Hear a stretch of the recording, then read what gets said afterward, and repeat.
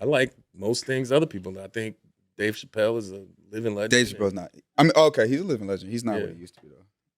He's more like I think for me, where I am in my life, in my career, he's there. He's evolved the way that I've evolved. You are too young. He's criticized Dave Chappelle. First of all, thank you. You don't know what he's done.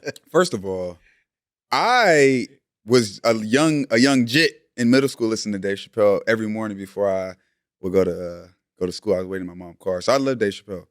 But now he's just not like. He's not what? He's not. It's not funny. He's giving more like think pieces, which is dope. It's enlightening, or like.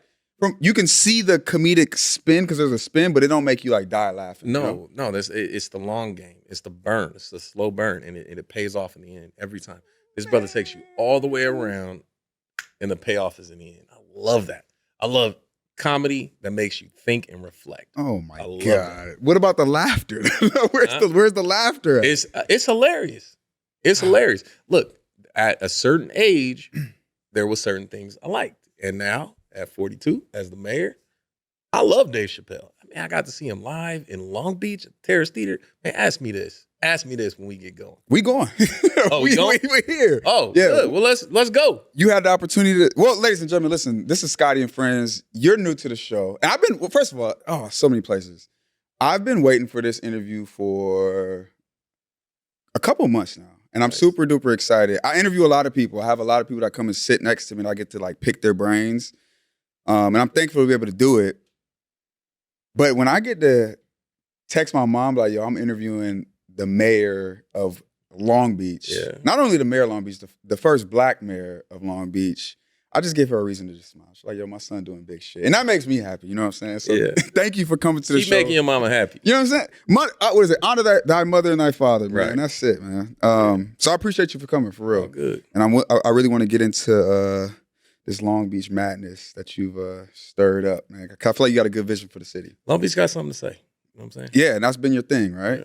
Yeah. Tell me this Dave Chappelle story. You said you seen him in Long Beach. You were from go somewhere. So back to that. So you were saying that you don't think Dave Chappelle is funny, which time out. That's a crazy spin. No, it's not that he's not funny. It's that you're saying a lot about your generation right now. Go for it. Go for it. Yeah, I'm gonna learn this. It's okay. It's fine. Go for it. It's fine. I personally, I like how Dave Chappelle's comedy has developed over time. Okay. I like that how we went from, Dave Chappelle's show, which I was, like a junior in college when season 2 came out. And this was like, for us, dying laughing. Everything was hilarious. I mean, game, blouses. Like F your couch. I'm talking about this was hilarious for us. That now is nostalgia. I look at that now. It takes me back to that moment when you watch, now, and he's giving the commentary on, freedom of speech and all those things. To me, it's developed, it's matured, and I got a chance to see him at the Long Beach Terrace Theater last year. It was great, so I was able to go. He works with Corey Smith, who's Vince Staples, who's from Long Beach's manager. Nice, right, and so. After the show, Corey was there. He said, "Hey, we're gonna have a get together after. Come by." And it was inside the Terrace Theater, and I was able to go meet Dave Chappelle and friends. Me and my wife. It was great. And when I met him, what I appreciated was when he was on stage, he talked about the history of the Long Beach Terrace Theater. That's where Richard Pryor. Have you heard of Richard Pryor? Of course I've Okay, I'm just asking. Bro, I'm 30. I'm just saying, man. I did not wait this long to get 30 to still be the young buck, man. I want to sit at the table. In this room, you are the young buck. How am I still a young buck? Listen, you got to put respect on Dave Chappelle, Richard Pryor. Okay, that's Eddie why I'm Murphy. getting. All right, You got it. Red Fox. Yeah, I know who they are. Yeah. Right. So he says this is. So I'm talking to him after, and he made a comment. When he was on the stage about the history of the theater. And afterward, I just said, hey, thanks for coming to Long Beach. We really appreciate it. And I was surprised by how humble he was. But what he actually said was, and because I was telling him we're making some improvements to the theater and the backstage, he was like, don't touch a thing, because I love the fact that I used the same dressing room or shared the space that Richard Pryor did when he delivered Live in Concert, which is in the Library of Congress, is one of the most significant stand-up comedy performances in history. took place on that stage. And he came in, he said, man, Long Beach, I didn't know Long Beach was doing it the way you're doing it. The waterfront is beautiful. It's a great city. Y'all got a black mayor? I didn't know that. It's like, well, first one, bro, hopefully not the last. Yeah. And he's saying this on stage while you're... No. This is after. Okay. He acknowledged the history of the place. Yeah. Afterward, I just thanked him for supporting the city and being there. Nice. But his response was so thoughtful that he knew the history of the venue. Mm-hmm. He appreciated the development and the growth of the city. Mm-hmm. And he was a real person. And I was just like, blown away. So you know how they say, don't meet your heroes, right? Because they let you down. I was not let down. Yeah, brother was humble. He was smart, and witty, and just as sharp as I would have expected. That's powerful, man. So I know you wanted to talk to me, but this is where the conversation went. No, I like it. You know a little bit about me. I like Dave Chappelle. I mean, so here's one thing though, right? That I know, like Dave Chappelle talked about the history of the same dressing room, right? Which makes sense, right? He knows that history because obviously he's been there. He's looked up to, what was his name? I know his name. Come on. I know his name. Did you hear this? Richard Pryor. Richard Pryor. Gee, we're going to learn you today. Richard Pryor. We'll learn you tonight. But that makes sense, right? For you don't necessarily have, because you're not from Long Beach, you don't have an affinity directly to the West Coast. We talked about it in the green room. Yeah. He schooled me. He's been here for 30 hours. Yes. I've been in the West Coast longer than you've been alive. Why do... Young man. Why? I'm more West Coast than you. But I've been here longer. Because I'm full bred. You're what we consider a transplant. Okay, all right. So look, my mother and father met here in California. Okay, what part? In the Air Force. See, this is key. Where my camera at? Yeah. What part? They met. He was on an Air Force base in Riverside. March Air Force Base. Oh, they on your March head. Air Force Base. My father was in the Air Force. When did you start learning so much history? Dude, I lived in Moreno Valley. Keep living. All right. So my father was stationed there. Mm-hmm. My grandmother, other family was here, but my roots are in Alabama. That's where my grandmother and all of them are from.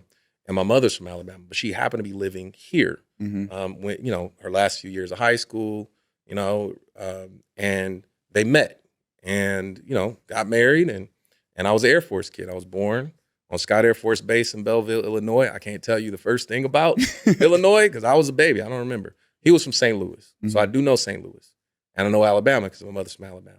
So we moved around a lot when my mother and father divorced. They had divorced when I was very young, but I moved around a lot. I went to 14 public schools across 5 different states. Okay, and I lived in California a little bit as a kid, a little bit of 2nd grade, a little bit of 4th grade, but I moved here permanently when I was 11.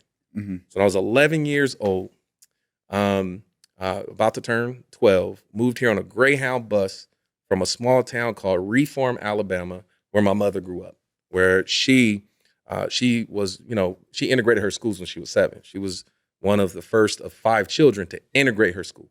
And my grandmother, who's from Alabama, she was... Integrate her school meaning... Civil rights. Like... Segregation. Wow. Your mother... 1969. My mother was 7 years old. That's very close. Like that's crazy. No, close meaning the proximity, right? Yeah, this wasn't very long ago. That's insanity. Right. Wow. They called her Aunt Jemima her first day of school. I know all the stories. That's not funny. That's crazy. It's the Ruby Bridges story. And my grandmother, she protested when Governor George Wallace said black students couldn't attend the University of Alabama. So I grew up with a commitment to service and to civil rights. It was just how we were raised. We heard about when the Klan burned a cross at my great grandfather's store he was trying to build. All of those things down in the South. We learned those stories. But I moved to California when I was 11 years old on a Greyhound bus. And it was the land of opportunity. I had family living here. Grandma was here. And we needed to put down some roots. When we got here, we had a 2-bedroom apartment. My mom had a bedroom. My sister and brother, my older sister and younger brother, shared a room. Mm-hmm. And I slept on the couch up until I graduated high school, right? When I was old enough, when I was 15, I worked Jack in the Box. My sister worked at the local stationery shop. My mom worked at Arby's. She started off a welder on the assembly line, General Motors in Missouri. But when we got here, we had to start over. So we all contributed. I paid the light bill. Sister paid the phone bill. My mom paid the rent. We made it happen. We committed. Go to school. My mom retrained to be a nurse. My sister went to Cal State Dominguez Hills. And I followed her the very next year. We going to the Black College of the West Coast. We going to Cal State Dominguez Hills. And we went. We're going to let you get ask me about that for sure. But we went to Cal State Dominguez Hills. That's how I, got to the greater Long Beach area. I got involved. It was, Black student enrollment was like very high. It was a vibe. We had all 9 of the Divine Nine on campus. It has a history of civil rights and all of that. We had a great time. And at some point, I figured as a first generation college student, I want to make sure that I make it, right? I'm not going to throw away my shot, right? Mm-hmm. So I started looking at who's successful on this campus. Who are the successful Black men? And it was folks that were in Alpha Phi Alpha, my fraternity. It was people in student government. It was the campus leaders. So I followed them. Mm-hmm. So I ran for student body president, became student body president. I started meeting the people in the community and working on local campaigns, all of that. That led to the sort of the trajectory that took me ultimately to becoming mayor, because I was knocking on doors and stuff and envelopes. Eventually, I landed a job working on campaigns. The Democratic Party, Phil Angelides was running for governor. But as you're doing this, is it like how old are you when this is happening? Let's take it, 19, 20, 21. Is it like, are you soul searching? Like, this is my purpose? Is it just going, or you No, this was, I always worked. I worked since I was 14 years old. Yeah. Right? Legally, since I was 15 and a half, whenever you can get a work permit. We always worked. When you go to college, what people don't understand, when you're in a household where everybody works, mom, children, we all contribute. When you leave the household, you actually take income out of the house. People don't understand that, right? So I still needed to take care of myself, but also be there in case we needed to help out with just the collective, the family. And so I worked the whole time in college. Still pushing. I did Jack in the Box. I worked in the student in the computer lab. I worked at Best Buy. I was hustling all through. I'm a Leo. Yeah, definitely. 100%. So anyway, so we got there. And my sister was there too. So she already had a friend group. She went there the first year. Yeah, she's a Delta. I'm an Alpha. Like I said, it was back then. It was the Black college. You know what I'm saying? HBCU on the West Coast is basically. We're not gonna claim HBCU. There's history with that. Okay, but Dominguez, we have on the West Coast. We have our bona fides. We have our history on why and how important that university has been to the Black community in the South LA region. And I want to get the phrase, you said it's the Black college on the West Coast? Yeah. Why is that? Give me the history. All right. I'm going to give you a little bit of it. He like giving the history of this. You could tell. Yeah, you want to talk, we going to talk. It's not even a problem. He love giving this story. Go for it. All right. So look, Cal State Dominguez Hills was born out of the Watts Uprising. So we know after 1968, when Martin Luther King was murdered, and all of that was major uprisings happening all around America. One of the commitments from the state of California based on community demands was to invest in higher education in the South LA County area. Mm-hmm. Out of that, Cal State Dominguez Hills, which didn't start off as Dominguez Hills, it started off in Watts, then it went to Palo Verde, and then when the city of Carson was founded, it moved to the city of Carson and became Cal State Carson, and then eventually became Cal State University Dominguez Hills, directly out of that sort of community demand. Now, the way the Cal State system is set up, you have a radius, 25 miles, something like that, around where you sort of work and nurture relationships with those schools, feeder schools. If you think about where Cal State Dominguez Hills, who are the feeder schools within that radius? Compton schools, Carson schools, Banning, North Long Beach, Pedro, South LA, Manual Arts High School. All of those areas are the areas where it was students of color and a lot of first generation college students. Now you fast forward from the 60s to today, you look at the legacy that's come out of Cal State Dominguez Hills.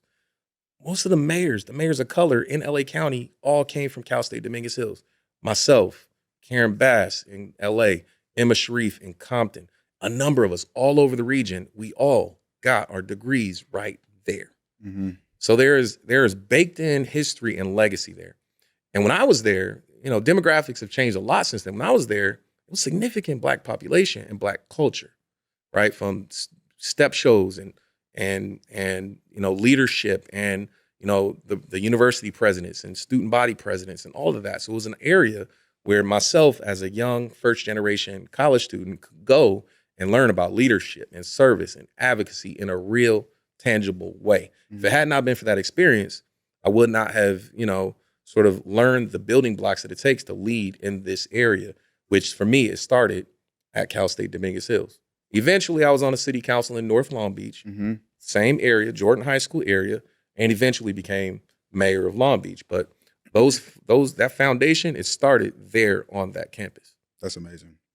So that's why I say we are the Black college on the West Coast. And are there any other colleges that had that significance? I mean, there's some great work happening. Sac State has a Black Honors College. Okay. Right? Luke Wood, the university president, is good. Is a good alpha man. My niece is a freshman there. Obviously, there are a number. There is what's the HBCU, the medical school? Forgive me, in the Watts Willowbrook area. I have no idea. Yeah. It's late. I should know. Yeah. It's late. It's late. I thought you was from LA. You should know. I am. Please, because they be on me in the comments. They say okay. I'm not from LA. I am from LA. South Central, born and raised. So I wasn't born in Long Beach. So I basically at Dominguez Hills, all the housing is in Long Beach. So I got an apartment in Long Beach, and put down roots. Are we talking Charles Drew? Charles Drew. That's Charles Drew. Thank you. He Googled that. Yeah, that's okay. It don't matter. That's my job. He's the man behind the boards. He can do it. I appreciate it. So Long Beach was where a lot of us students at Long Beach State and Dominguez Hills live because it's got housing, right? And that's important that we keep building housing. But it was there. I got an apartment. I got involved. I got married at the Long Beach Museum of Art to my wife that I met in student government. Where did you get married? You tested me, bro. 2013. How old? How old was I? 29? Damn. Fire. I was 29, but I bought a house when I was 25. Did you have like a knucklehead era? It seemed like you was straight and narrow the whole way bro, through, when you grow, I didn't grow up rich. My mother raised us to be go-getters. She would say to my sister, grow up and get an education so you can tell a man to kiss your ass. That's what she would tell my sister. She would tell me, go to college, get in and learn how to pay for it because we didn't grow up rich. So I knew everything about the FAFSA and all of that. Even when my counselors would tell me you don't have the grades for college, we figured out a way. What's EOP? Educational Opportunity Program? Oh, people who are smart and driven who may not have the transcripts because I went to 14 different schools. Everything didn't line up. You can still go to college in California. I'm on it. So I was an EOP kid, Educational Opportunity Program. Program started in Long Beach State to give opportunities to people who show promise. I was in that program at Dominguez Hills because I did apply to Long Beach State. I didn't get it. Long Beach State was impacted that year. Too many applications. But that's okay. I mean, it's the number one applied to CSU. So, yeah. It's kind of crazy that you didn't get in for it to look where you are now. It's like, okay. It's all a part of the testimony, bro. Yeah. Okay. So then obviously you're doing the work, you set your ground, you set your roots. I want to just get to how do you go about I'm gonna be the mayor? Is it a call? Is it a decision? There's no shortcuts, man. I tell everybody, learn every part of the job. Learn every part of the job. So everything builds, one step builds on the next step. When you're in college and you're learning leadership and clubs and organizations, take that with you, right? And then I was working campaigns and I got to go to New Hampshire and knock on doors for John Edwards and Barack Obama. I got to go to Texas during the primary caucus and help Barack Obama against Hillary Clinton. All those experiences help create the skill set, the knowledge base to advance, right? When I did about 3.5 years, almost 4 years in the labor movement, 4 years in the labor movement right out of college. This was initially for the faculty of the Cal State system and eventually for SEIU, county employees. And so I worked, learned everything, wages, negotiations, benefits, all those things, how to advocate, how to organize, how to protest, all of those things. And eventually I landed a job with the city of Long Beach when I was 26 as chief of staff to a newly elected councilman who came out of the labor movement, came out of unions, who was a social worker in his profession. And he helped people when they were on strike. He would show up with food and all of those things. So I learned from him. We met each other through the Obama campaign. And I learned from him. And he offered me an opportunity when I was 26 to come into City Hall, take my skills as an organizer and apply it to North Long Beach, area who hasn't gotten the investment that it needs all around Jordan High School. And he essentially asked me to lead an organizing effort to get the residents to demand the the amenities he needed. We didn't have a bank. We didn't have a library in our district. We didn't have a Starbucks. We didn't have a paramedic. The basic things people would take for granted. People say what they want about Starbucks in there. People say what they want. People say what they want. It ain't about the corporate coffee. It's about how is it they in every neighborhood but mine. Brother, I swear, you know what I'm saying? My monthly Starbucks budget is like $740 a day. I spend like $230 a month on Starbucks. Yeah, I don't do that. I don't do that, bro. I thought we finally had a moment. I thought we had one. I was like, me and the mayor is here. He shut it down. That's not. It's yeah. Are you a coffee guy? Not really. So what do you do? I work out. Bro, I work out, but so just straight water, tea, nothing. I mean, if somebody offered me a cup of coffee, off straight testosterone. It's social for me. It's social. I don't need coffee to move. And I got an 11-year-old daughter and an 8-year-old daughter who get up and go to school every morning. You understand what I'm saying? Yeah, I feel it. Right. I feel it. Get you up there. Do you take them to school every morning? My wife takes them on the way. She works at Long Beach City College. She takes them. Their school is on the way. That's fire. So it's I couldn't do any of this mayor stuff without my wife. Bro. Yeah, we'll get into the bond and like what that means for you too. That support system. But you've never held any office anywhere before mayor? Yeah. Yeah, I was the city councilman in North Long Beach for okay. 8 years. Okay. So I was the youngest council member in the city's history. Nice. So after I served as chief of staff for 4 years, Councilman Neal stepped back and supported me for city council, which that doesn't really happen. People hold on to these positions, forever. But when I remember he told me, hey, I see something in you. I see leadership in you. Let's work on that. Let's hone that. And we ought to pay it forward. We ought to invest in the next generation. I believe in that. Succession plans, all of that. And that's a big part of what I do as mayor. Yeah. I have an agenda. I want to bring as many young people from our community into government. You know what I'm saying? Hey, I'm sitting on the couch. You know, don't turn this. I'm gonna recruit you, man. I'm gonna show you something before. I'm gonna show you something. Damn, that's fire. That's fire. Okay, so now I want to get into because I think. Well, I just want to get into this vision that you have for Long Beach. Right. You cast it really, really well. You to me. Come off like, do you know who Patrick Bet-David is? Who? He's a CEO. He's like an entrepreneur. I don't know. Yeah, he's an entrepreneur. He's an entrepreneur. He's like one of the entrepreneurs I look up to. But that's how you kind of come off with the way that you cast the vision. Yeah. You come off like an entrepreneur, right? Mm-hmm. And so do you consider yourself an entrepreneur? I did start a trucking business once and we failed at it horribly, my wife and I. But I think what you're relating is sort of the drive that it requires to learn every part of the job and be successful despite barriers. You have to have that if you're a mayor. A mayor is a CEO of a city. There you go. Okay. Right? So as a mayor, you're responsible for the good and the bad. You have to put points on the board. Mm-hmm. You have to keep people unified. You have to deliver results. Yes. At the end of the day, there is no phoning it in.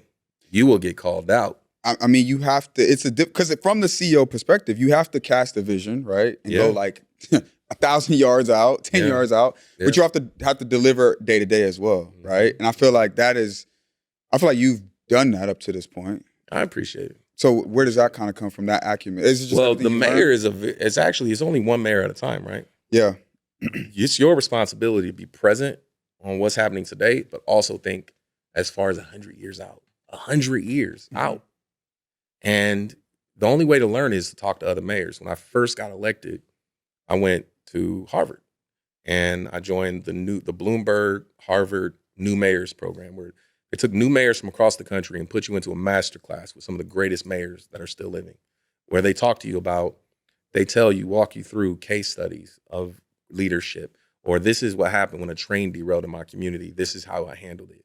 Or, this is how, this mayor did well. This is how this mayor in the same situation did not do well. And we learned because iron sharpens iron. So I went through that program.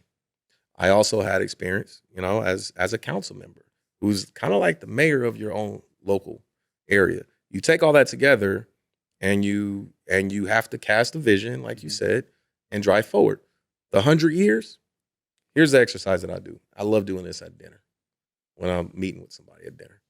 I'll say, describe Long Beach in 100 years. And then we'll get a little bit more specific. Are the industries and the job creators today still here in 100 years? So the number one employer in Long Beach, currently private employer, is Long Beach Memorial Hospital.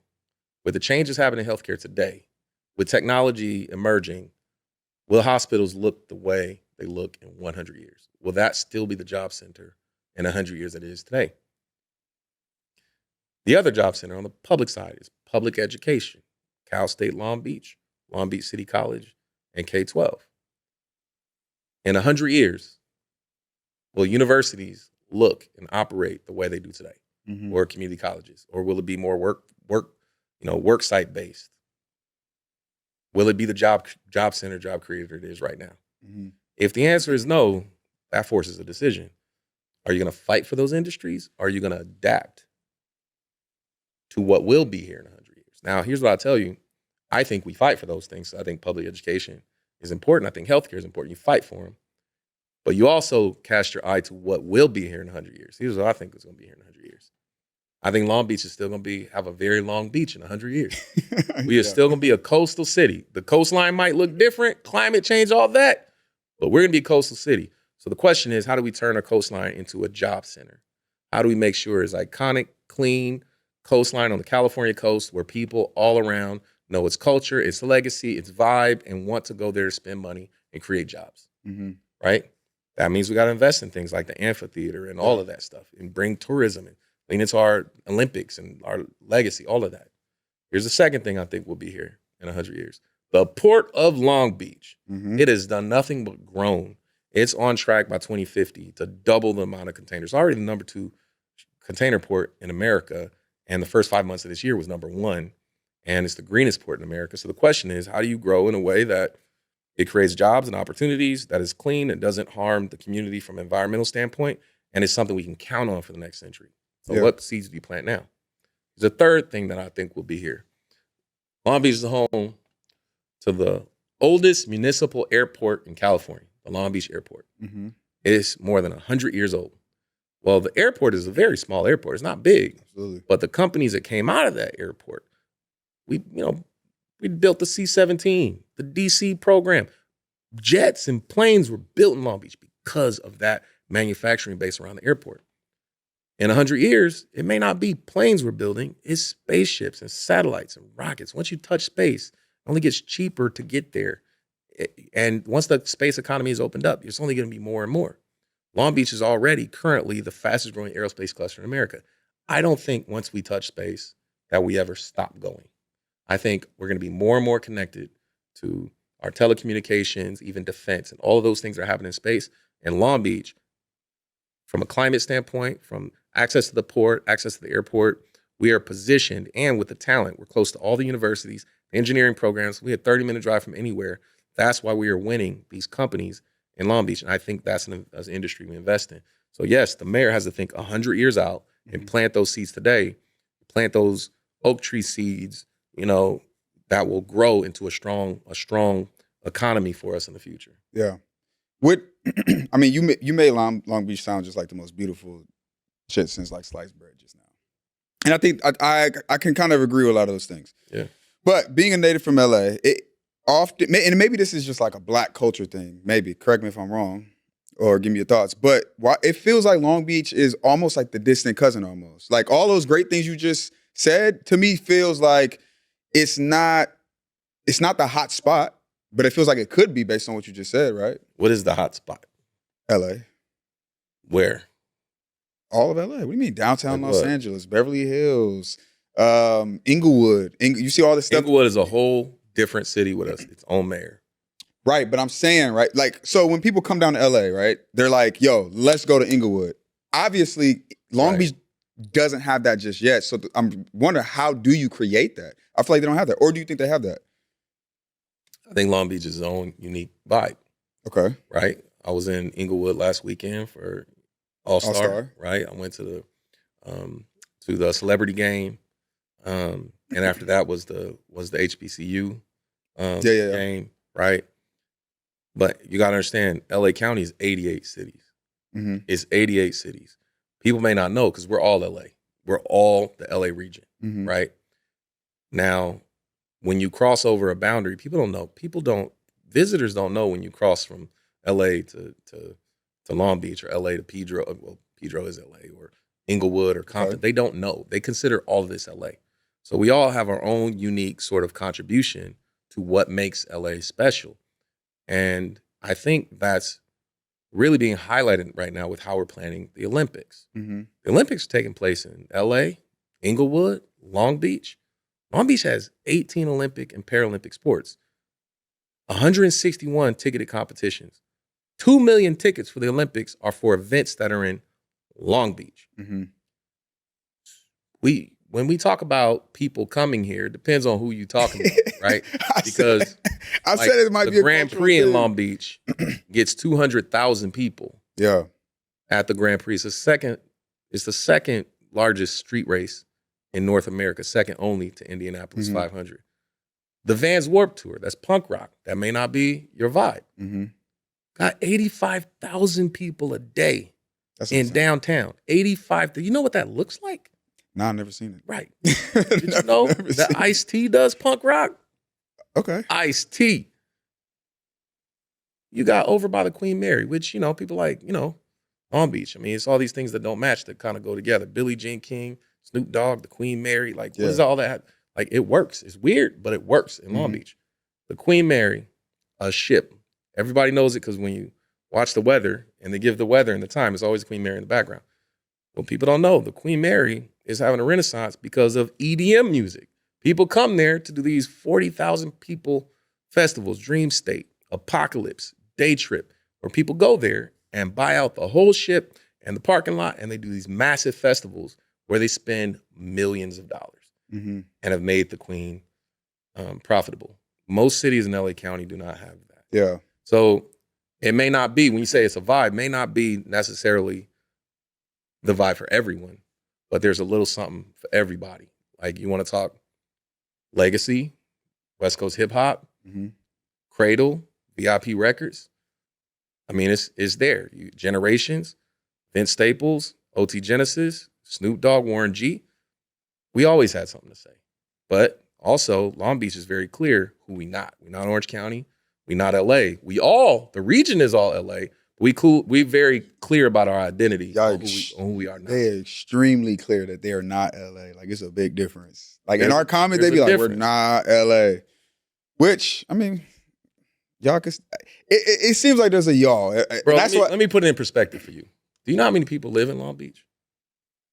I don't even know if how many people live in Long Beach? About 500,000 residents live in Long Beach. To put it in perspective, that's bigger than Miami. That's bigger than St. Louis. That's bigger than New Orleans. That's bigger than Cincinnati.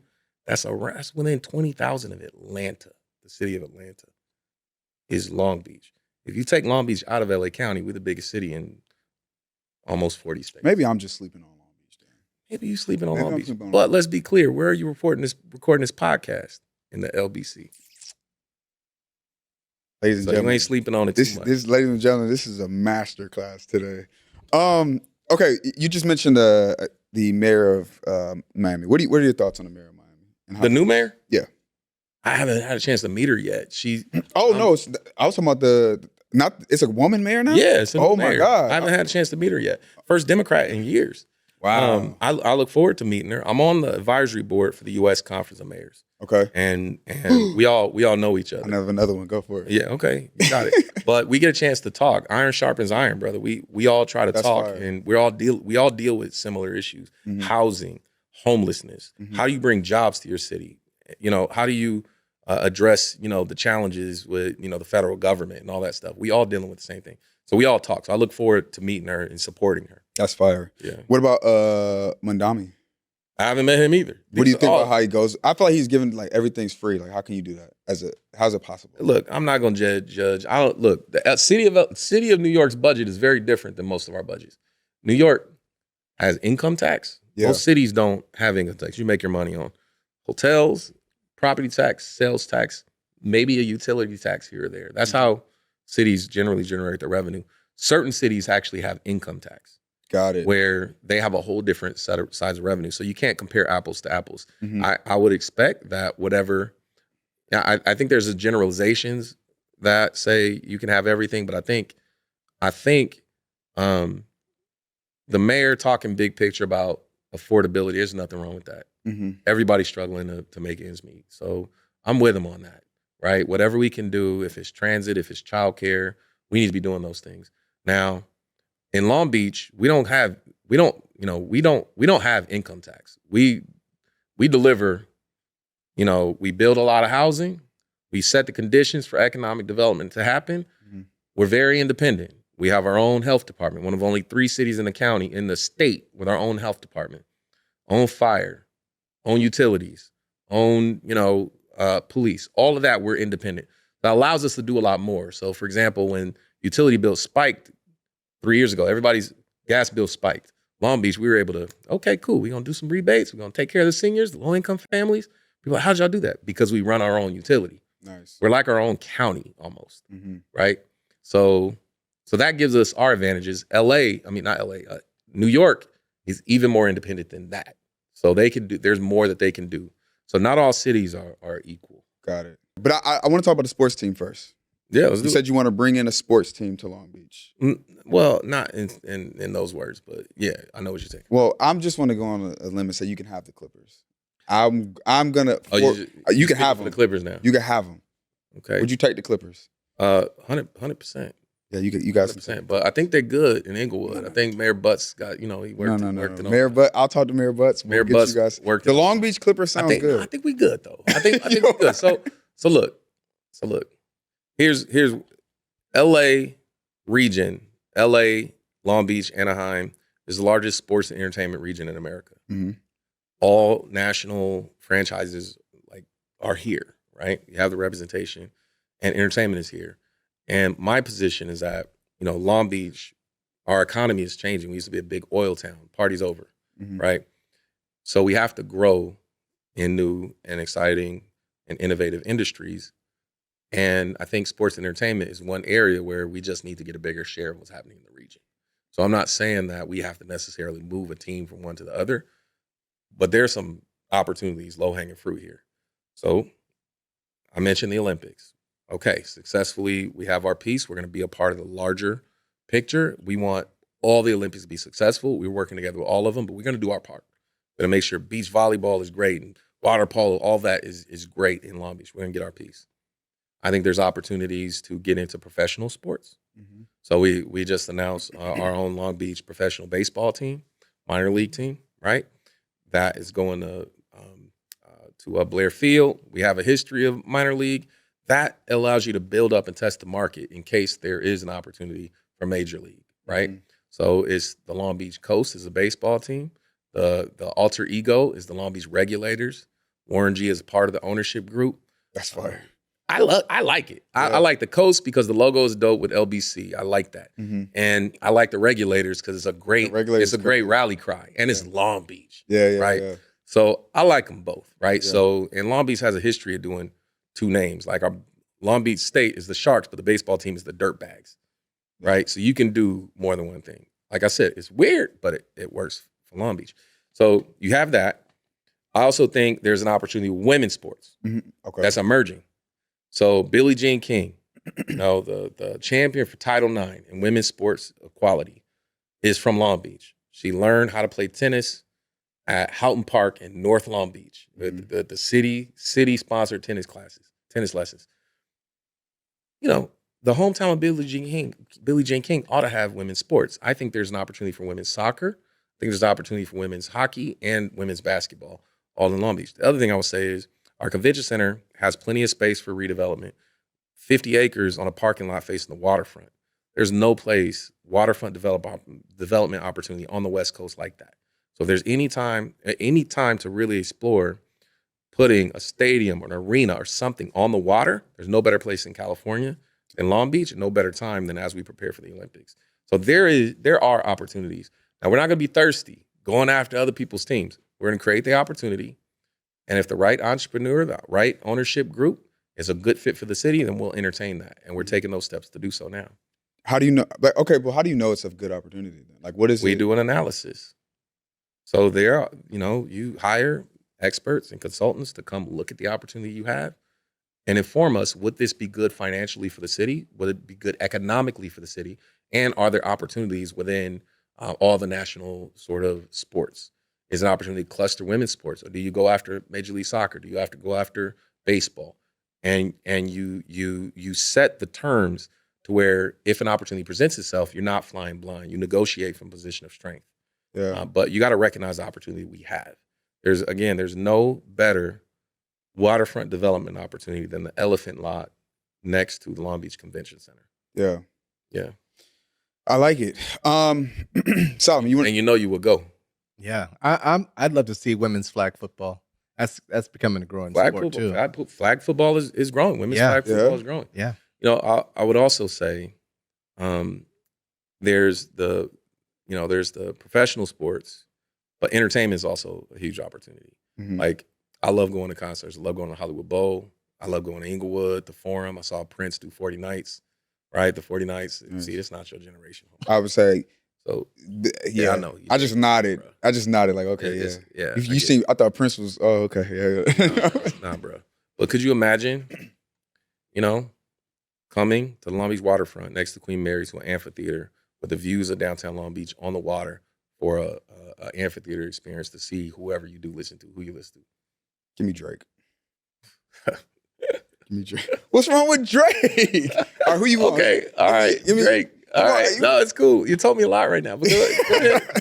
Okay, so seeing Drake perform on an iconic waterfront amphitheater, that's the experience we're creating. And again, the market's already here. We just have to capture our piece of it, because there's between Inglewood and Anaheim, there's nothing. Yeah, Long Beach is right in the middle, so we would capture all of that business by bringing concerts, and we already got the history, the legacy. Ska created in Long Beach, and Sublime. Mm-hmm. No doubt, first performance at Fender's Ballroom in Long Beach, right? Mm-hmm. We already talked about the whole culture, the West Coast music that's taking place in Long Beach. All of that is there. It's about us creating the venues to create something new and create experiences. And we've set the groundwork already. The hotels are there. The restaurants are there. It's already walkable. We've already done the things we need to do. Now it's about creating the anchor to bring people in. And the transportation's there too. Yeah, we have light rail. You have water taxis. You have bus transit. Trolleys. Yeah, we have it, right? So it's a matter of creating the anchor to draw the experiences there. Then maybe you would say, once you go see Drake or whatever. Oh my Lord! In Long Beach. Can I change my answer? You probably need to. Can I change my answer? I'm gonna go with. See, now I'm trying to think about something that you would approve of. This is crazy. Hey man, you got your own opinions. I don't need to prove up. I'm gonna go with Kendrick. Hey, I'm down for Kendrick. He's selling. You can't. He's selling out. He's selling. He's selling out SoFi. Yeah, we ain't got no venue like SoFi in Long Beach. He's selling out. What? No, what did I see him? It was crypto. Crypto arena. Yeah. It was crypto, not SoFi. It was crypto. Yeah, he killed it. Yeah, I was there. Okay, you a concert goer? You big like? Yeah. Okay. Yeah. I got some random questions. I got like 4 of them. Then we'll let Solomon get his off. Okay. And then what? I got 3. Yep. You got 3? No, I'm joking. Well, no, you're good. Solomon knows. I love when he chimes in. I love that part of the pod. Well, okay. I'll ask one quick. Don't skip. Can I? Okay, go. Speaking of amphitheater, what's going on with that thing where the Spruce Goose used to be? What is that used for? So that is the Carnival Cruise terminal. Oh, it is. So that dome is not historic from a big H standpoint, from a historic preservation standpoint.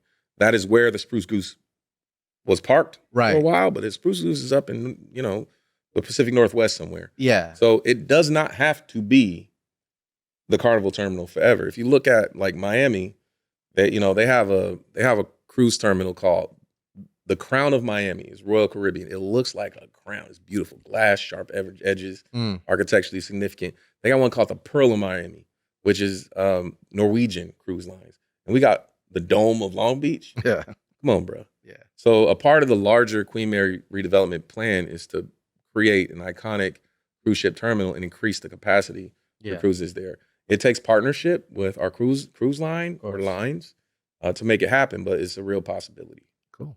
Yeah. Good question. What else? I'm going to give shorter answers because, Oh, okay. Well, what else you got? The 2 that I had up, you were talking about some of the long-term initiatives put in by mayors, and I was wondering if there are any long-term initiatives that were put in by previous mayors that maybe you disagreed with or you had to stop. And are you concerned that if you do some things, because you're talking about looking out 100 years, are there things you might put in place that other people may want to stop? Does that even happen? So yeah, of course it happens, but you have to try to do work that's good. Yeah. And if it's work that's good, people will take credit for your work, and you ultimately want that to happen. You want people to own it so it lives. Sure. Right. So That there's a part like none of us, these offices are permanent. We're in these offices for a finite period of time. You do as much good as you can and you pass it on. Right. But yeah, no, previous mayors have laid some great groundwork. We've been fortunate to have some good mayors in Long Beach and good city managers in Long Beach. Financially, the investments we made. One thing I'll tell you is that Long Beach owns many of these assets. The Queen Mary, we own. Convention Center, we own. Aquarium of the Pacific, we own. The amphitheater we're building, we own it. We've held on to our assets so we can now leverage them to create more economic opportunity. The port is a city department. Yeah. Second largest port in America. We didn't create a separate port authority. It's a department of the city, right? And because we own these things, it creates more value for the public. And every mayor comes in, they may do it a little bit different. Right. I'm leaning into entertainment because it's a sustainable revenue source to help our city transition away from oil, and it creates good union jobs in the process that pay a living wage. That's one of the strategies, right?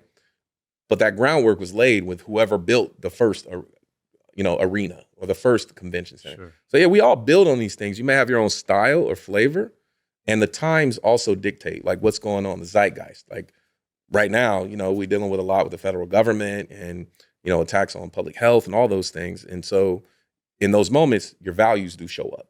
Yeah. Like what you value. So we're standing on our values in the city, but we're also investing in the future to make sure that the next mayor and the next children inherit a city with jobs and opportunity and growth. Got it. Yeah. Okay. So nothing too specific. It wasn't like I'm coming, Robert Garcia, we're going to get rid of. No, we were collaborative. I served on the city council every day that the previous mayor was the mayor. Got it. So I have to own the mistakes and the wins, right? Yeah. You have to own that too. And that's where you got to check yourself and have a little humility, right? Like everybody has their turn, and the next mayor is going to come in, and the things that are good that we're doing, the growth that we're seeing, they're gonna build on that. Hopefully, yeah, right. Hopefully, they keep our commitment to young people and youth. We're doing a lot around giving young people access to actual jobs and careers with the city and in these industries. Yeah, and I want that to be like a lifelong legacy for me. Yeah, that's not something I want to stop as mayor. Yeah, we hope that. Yeah. Okay, my last question, and then I'll turn the floor back over to you. Scottie, Solomon, and friends. I know. So it's the and friends part. There you go. See, uncles. So you were mentioning that you have this collaboration with other mayors across the country, especially new mayors. Yeah. Is that an official part of your job? Like, do you go to other states or other countries to meet with these mayors and collaborate on things, or how often do you get to do that? The U.S. Conference of Mayors meets 4 times a year. Mm-hmm. I'm on the advisory board. We're hosting it for the very first time in Long Beach. It hasn't come to California in 10 years for the official conference. And we're hosting it in Long Beach this summer, which we're very excited to do that. Sure. I'm on the board of African American Mayors Association, which recognizes, we've had historic leadership, historic amount of Black mayors in America who are leading reductions in crime. Some may not give us our credit, but we're seeing some of the best crime rates in history in cities led by Black mayors. Yeah. So I serve on that national board, and we talk, right? Sometimes I just do it virtually. I can't get on a plane and go everywhere. Right. Zoom is a lot cheaper. I also serve on the Climate Mayors Board. So these are mayors that are dealing with the oil transition, the environment, all of that. As a city, a port town with a legacy that has sort of impacted the West Side Long Beach families and childhood asthma and low birth rates. It's important for us to be a leader in decarbonization and all of that. So I'm on the Climate Mayors Advisory Board. So yeah, I do that. And when I have an opportunity to get into a classroom and talk and share ideas, we do. Yeah. I've been invited to cities to talk about what we've done on housing. We have an incredible track record in Long Beach on building a housing. And we've entitled 5,000 units in the 3 years that I've been mayor. We haven't done that any 3-year period since the early 1980s.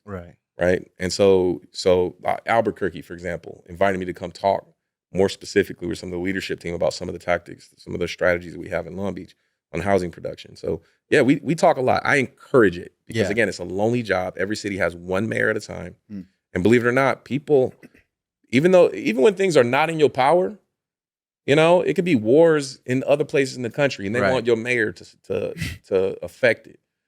Even when it's not in your power, they're still gonna tell you about it. They're gonna see you at the grocery store. They're gonna see you in the neighborhood and they're gonna talk to you about their issue. And you know what your job as mayor to do? It ain't to tell you what, to shut them down. Right. Your job is to say it's gonna be okay one way or the other. Yeah. Whatever happens, we're gonna get through this. We're gonna get through this together. Yeah. Some people don't want to hear that, but that's your job as mayor. Keep people unified, hopeful, and put points on the board for your city. Got it. Fire. That was a good 3 questions. All right, these is gonna be rapid fire. Some 2 questions, and the other ones will be like some this or that. All right. Okay. How important was it for Marathon Burger to come to Long Beach? Well, I think it's really important. I think it's important culturally. I think it's what's unique about this, and I announced this at the State of the City. This is a part of Snoop family. This is their first business venture in the city. So it has the legacy with Nipsey and Black Sam and lots of respect there. But the way that they came into Long Beach was through Snoop's family and his son Cordell.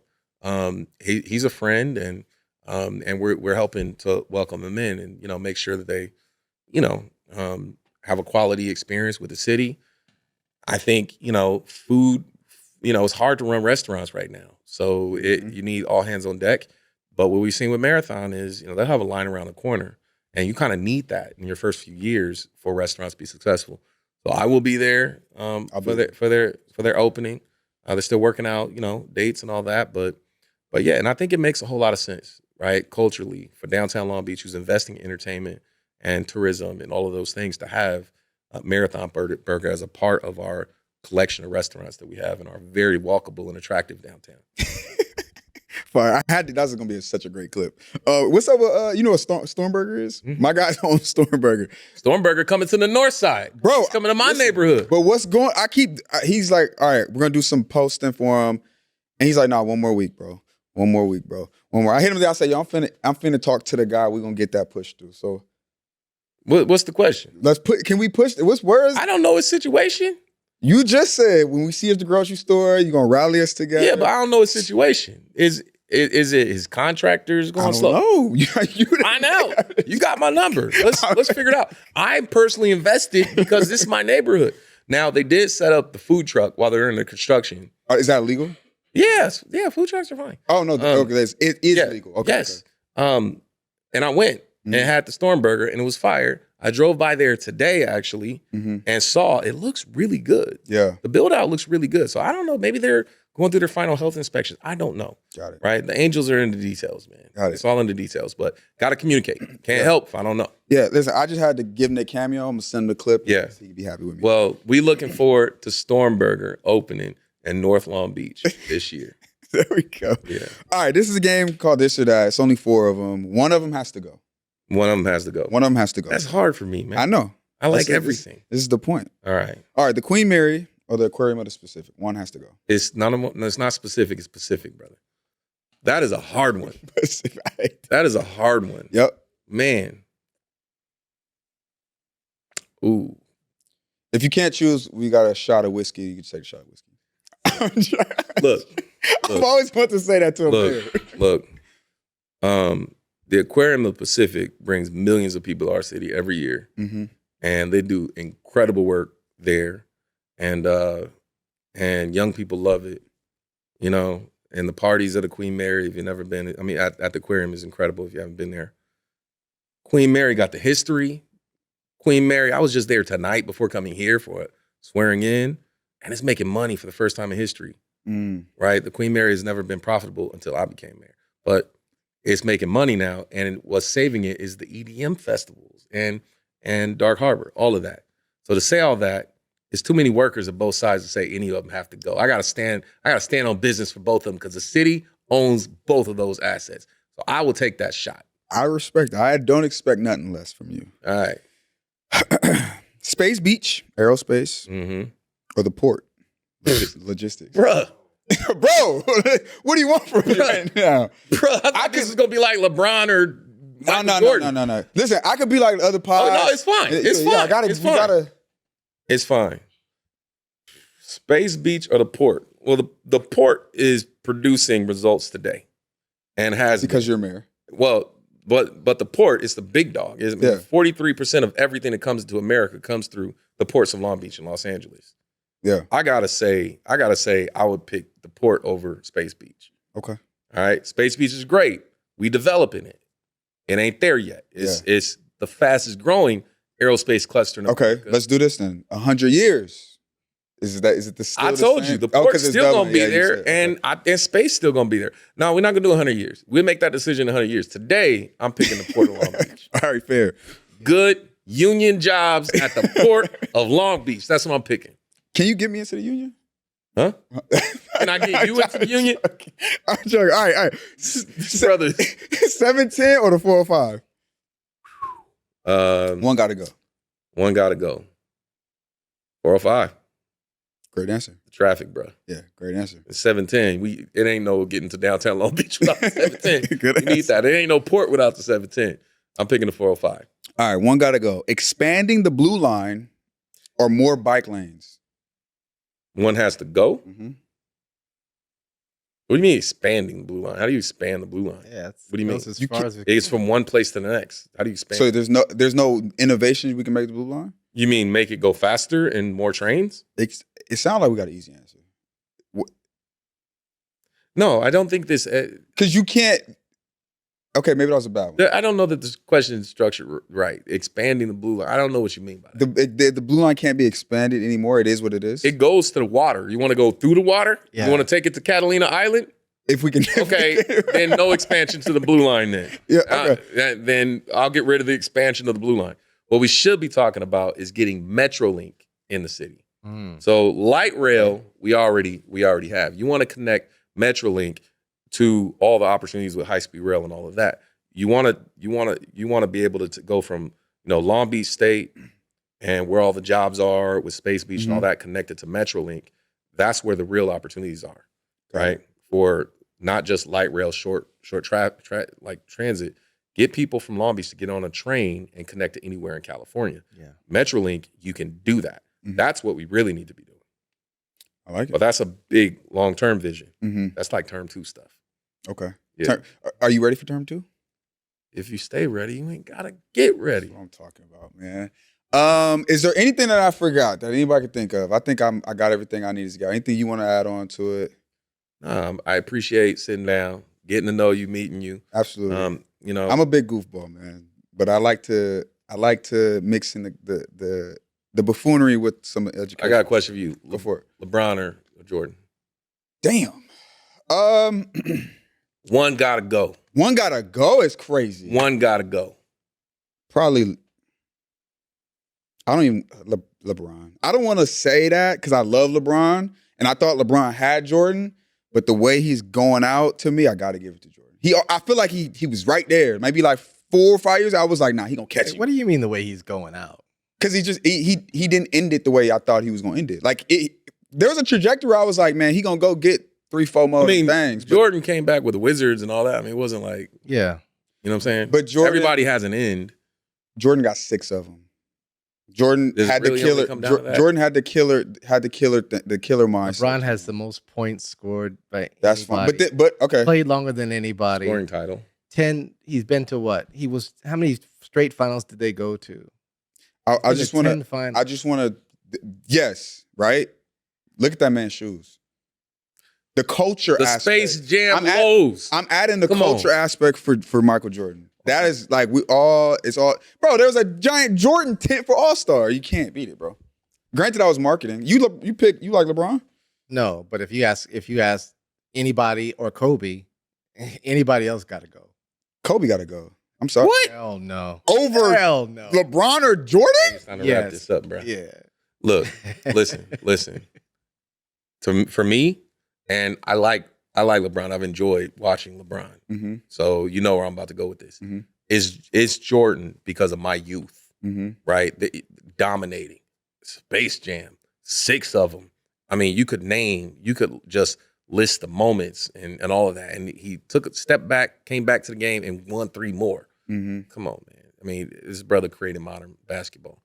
And when I was in college, watching the three-peats of Shaq and Kobe in the student union at Dominguez Hills, bruh, that's history for me. You're not using that to go over LeBron. I for me personally, Jordan. LeBron, look, I enjoyed watching LeBron, and I take nothing away from LeBron. But my moments, I was a '90s kid. My moments. If it wasn't your moment, objectively speaking, I got to speak for what my experience is. Oh man, okay. For me, there's nobody greater than Michael Jordan. The legacy and just my personal history, and I'm gonna go to the grave with that one. But my favorite basketball players aside from Jordan were Kobe Bryant, Allen Iverson. It is what it is. Where's LeBron at? He different cool? Generation, man. I was watching LeBron as a grown up working and doing other things. Do you understand what I'm saying? Yeah, fair. Right. Like when Like when we start having kids, I stopped watching football on Sundays and stopped doing fantasy football. I just got busy. After the kids started getting big, so I'm not as into it as I was as a young man. I like sports. Yeah. Yeah. Okay, this is my last question. I promise. All My right. last question. How throughout your life can you name the last 2 pivotal moments of just mental growth for you? Because I just turned 30 and I feel like now I'm just redeveloping my whole just psyche. So for you, when was that? All right, I'm gonna give you a little bit of the way I think about this. The game, according to Rex Richardson, to adulting. I think there's so far, and I'm 42. I think there's 3 phases to adulting. The first phase is as soon as you become an adult, the first 8 to 10 years is the self phase, the very selfish phase in life. Your brain ain't even fully developed yet. The part of your brain that tells you what you want, fully developed. The part that tells you to hold on, slow down, not developed yet.